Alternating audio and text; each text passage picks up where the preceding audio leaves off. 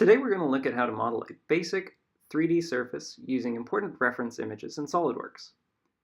This tutorial will run through the creation of the top surface of a Razer Naga gaming mouse shown here. Here's a brief preview of the main steps. We import images, create boundary splines, create reference splines, use those to create a boundary surface, then we add some thickness, and then some features. Start by opening up SOLIDWORKS and creating a new part. Make sure to properly select your desired units. Using the measurements of the piece being modeled, a reference line is sketched in order to properly scale the image. Select a plane, sketch the reference line, and add proper dimensions.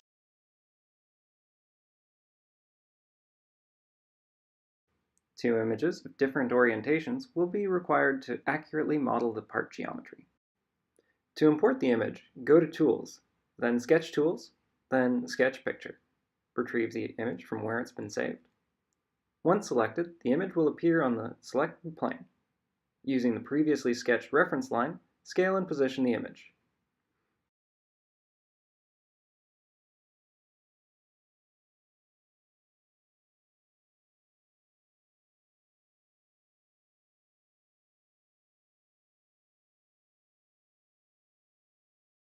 Change to a perpendicular plane and insert the reference image. Repeat the process from before.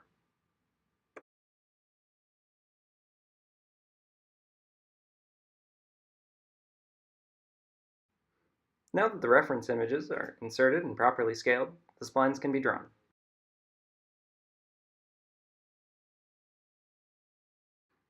Orient your piece to be perpendicular to one of the sides to draw your first spline. Go into Sketch, 3D Sketch, and select the Spline Sketch tool.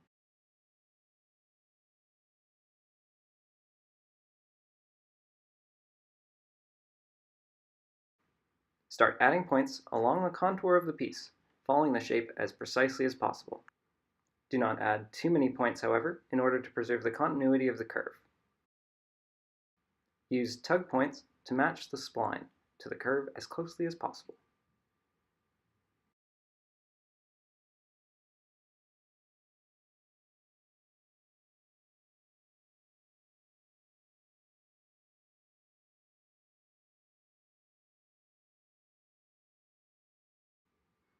Now move to the perpendicular view.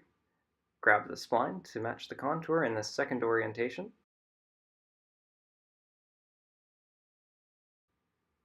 In order to preserve the shape in the first view, only drag the points vertically.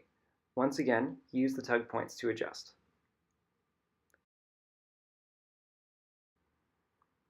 After making one of the splines, you may find that it's not consistent with the other sketch. You can modify that sketch in order to align them properly.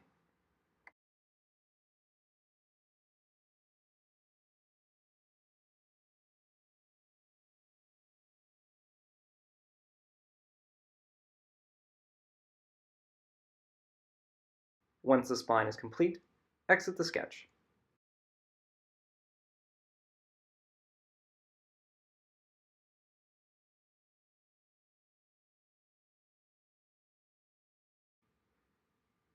Repeat this process in various orientations until the boundary of the piece is complete.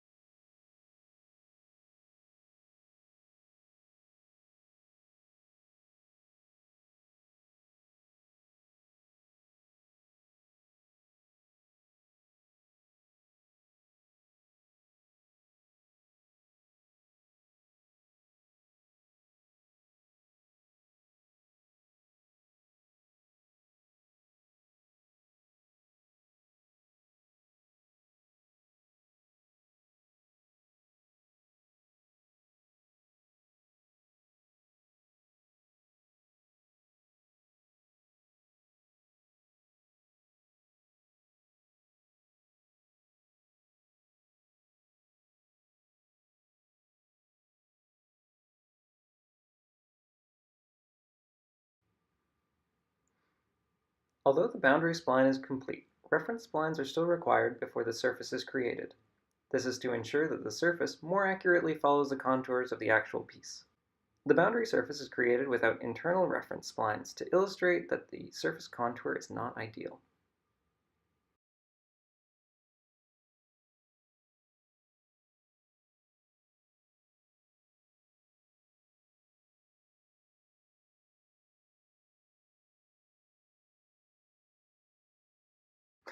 Therefore, it is exited and reference splines are created. To insert reference planes, select one of the primary planes with which you'd like your reference plane to be parallel. Control-click and drag.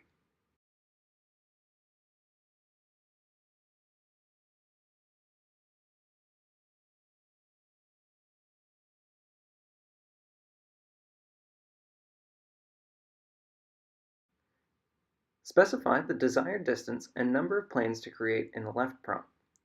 Add as many planes as desired, more planes leading to higher accuracy.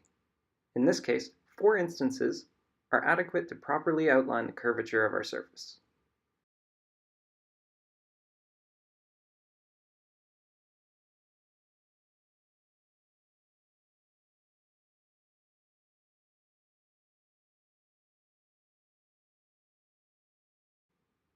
Select a plane and sketch the reference spline.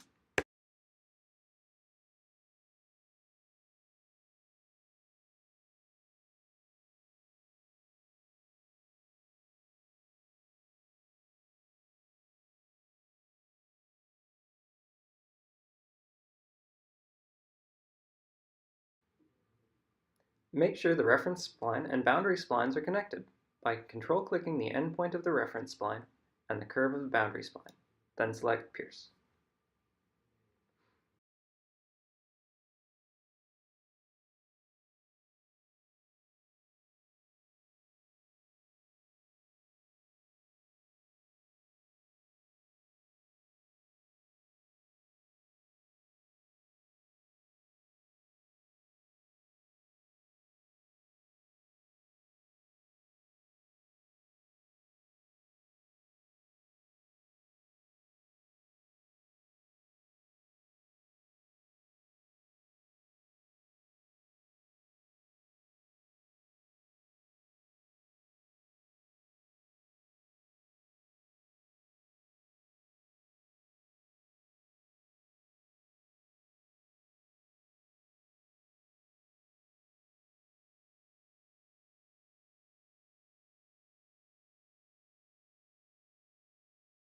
With the proper reference splines, the boundary surface can now be created.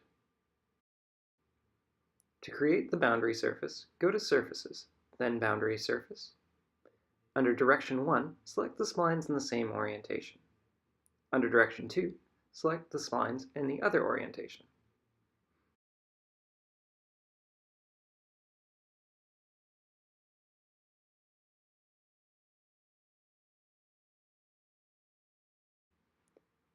Under Options and Preview, make sure the Merge Tangent Faces option is selected. Under Curvature Display, adjust the desired mesh quality. Also under Curvature Display, different previews can be selected to demonstrate the contours created, such as zebra stripes and curvature combs.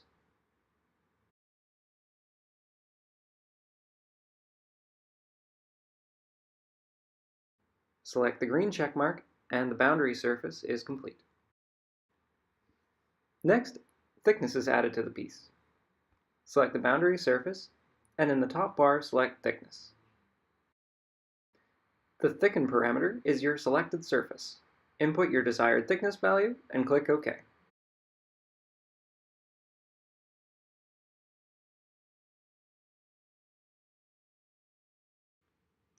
Finally, the additional features are created. The surface is hidden, and the top image is brought back into the display in order to sketch the additional features. Select the plane in which you'd like to sketch, and proceed to trace the necessary features of your piece.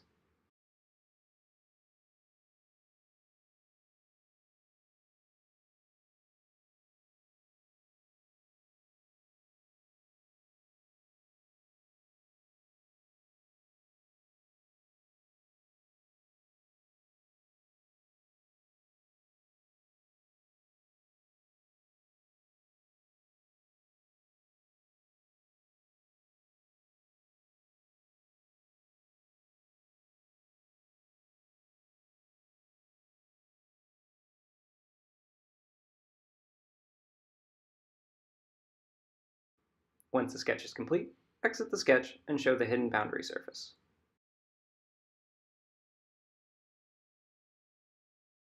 Select the sketch, go to Features, and select Extruded Cut in the top bar.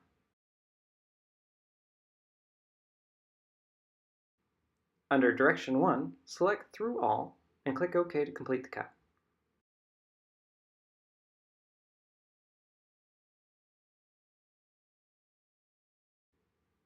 As shown above, you can use chamfers to soften the edges of your cut.